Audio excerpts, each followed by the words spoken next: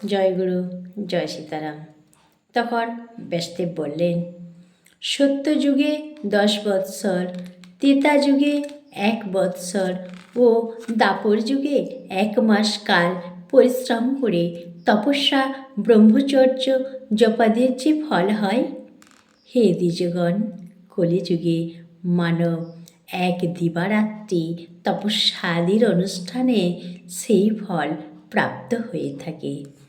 আরও বললেন, আরও কি বললেন?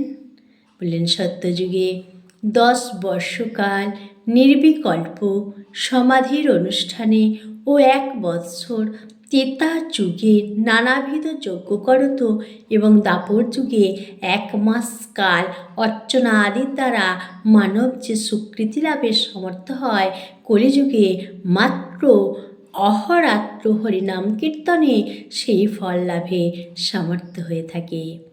জয় গুরু, জয় সীতারাম। দেখলেন তো, একবার মাত্র হরিনাম করলে কি ফল লাভ হয় এই কলিযুগের মধ্যেই।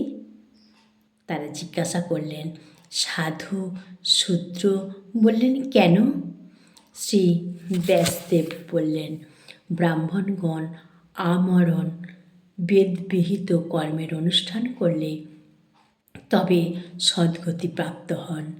শূদ্রগণ কেবলমাত্র দ্বিজাতিবর্গের সেবার দ্বারা বাকযজ্ঞের ফল পাবার অধিকারী হন। অন্তিমে উৎকৃষ্ট গতি লাভ করে থাকেন। মণিগণ কি বললেন? মণিগণ বললেন, স্ত্রীগণ তোমরাই সাধু বলবার কারণ কি? আসুন নেক্সট ভিডিওতে আমরা এটা জানব। জয় গুরু, জয় সীতারাম। কমেন্টে সবাই বলুন হরে কৃষ্ণ।